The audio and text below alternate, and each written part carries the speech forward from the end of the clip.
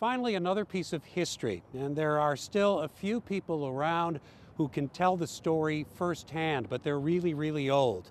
Every day, fewer and fewer people are around who took part in the war that reshaped this world. Over the years, we've been able to interview a lot of World War II veterans, telling, preserving, and archiving their stories. Because of that work, Living St. Louis producer Anne-Marie Berger was asked to be the keynote speaker at the annual memorial ceremony of the St. Louis chapter of the Veterans of the Battle of the Bulge. Now, there aren't that many veterans left, but the room was packed. And that is an important part of this story.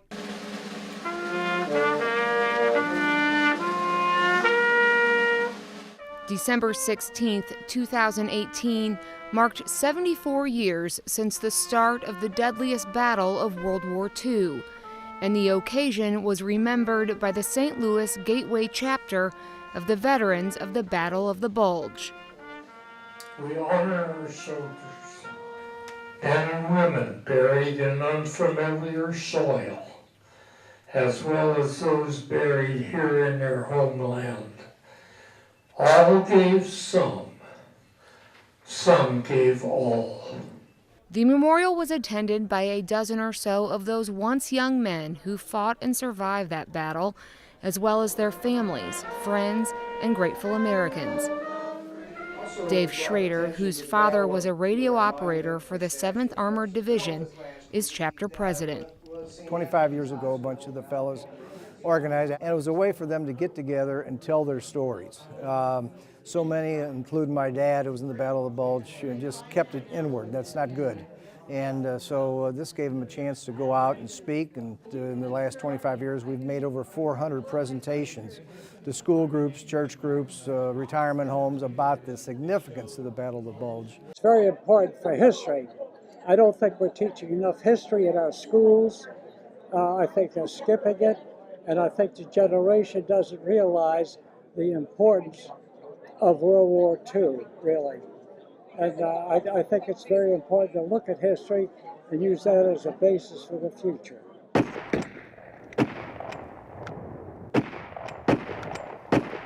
In 2007, I spent an afternoon talking with veterans of the Bulge at one of their monthly meetings. Over 322 active members, mostly vets, proudly wearing their veterans' uniforms. They spoke about their experience in the Ardennes forest during the winter of 1944 and 45. I had 188 men in my company, and only 18 of us came back alive and 38 froze to death. We were told to aim our mortars all 4 directions because they weren't sure where the Germans were at that point. The Army had come fast and far last fall. We had developed a certain tendency to become complacent.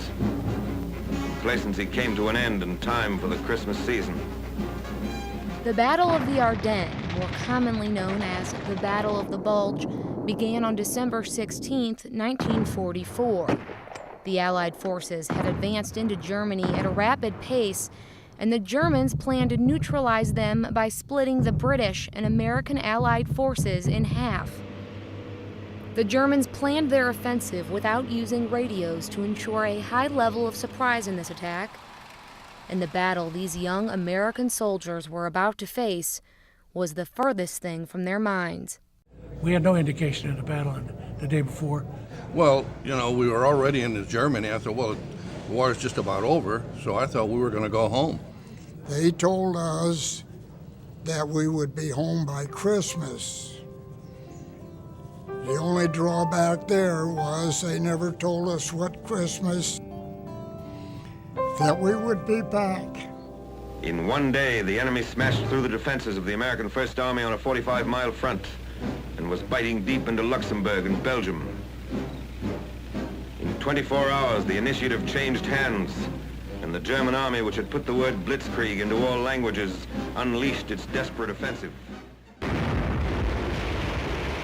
Without rest, and in many cases without replenished supplies, American soldiers began fighting the bloodiest battle the U.S. would experience during World War II.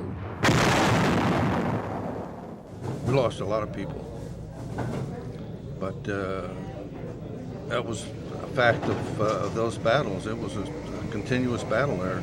As I say, there was no let up at all. It was a constant battle. 250,000 Germans attacked 60,000 American soldiers. And according to these survivors, there was mass confusion from the very beginning.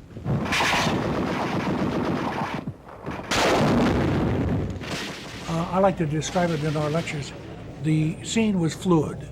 Yeah, and in the military, when it's fluid, nobody knows what's going on. The Germans needed to get through the Ardennes forest in the first day. Despite the surprise attack and the heavy American casualties in their initial assault, they didn't accomplish that.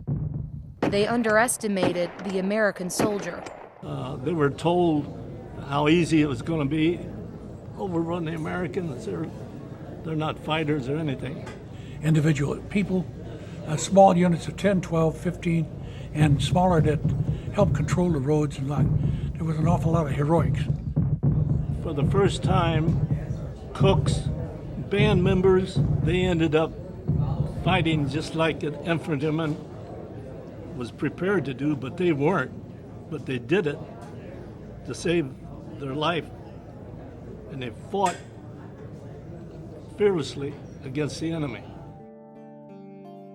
Surviving the enemy was difficult for the American forces, but equally as challenging was enduring the cold weather.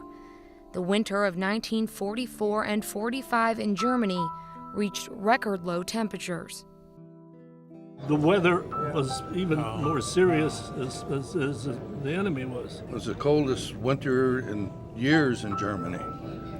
Cold and snow. It was snow knee-deep, 20 below zero quite often. No way they could dig foxholes or anything. We had quarter-pound blocks of TNT that we'd chop a hole in the frozen ground and put that down and detonate it and blow a hole to where we could dig a foxhole. And then once you dug the foxhole and were down in it, you were below freezing level, and you're standing in there in water in your feet. That's why a lot of them had frozen feet. As brutal as it may sound, if you were wounded or injured and weren't evacuated in 2 hours or less, a simple fact of life, you froze to death. Ice on roads stranded military vehicles, but not just for the Americans. The bad weather the Germans hoped would hinder U.S. forces proved a menace for them as well, weakening their assault. And when the skies cleared, Allied air support resumed. Supplies for the Bastogne defenders brought in by trains of C-47s from bases in Britain and France. A total of 850 missions are flown by the transport planes to provide the isolated troops with ammunition, food, and medicines. The Battle of the Bulge lasted 45 days, 20 of them in below zero temperatures. The Americans suffered more than 75,000 casualties, and those soldiers who survived that cold winter in the Ardennes forest will never forget it. 11 years later, the group looks a little different.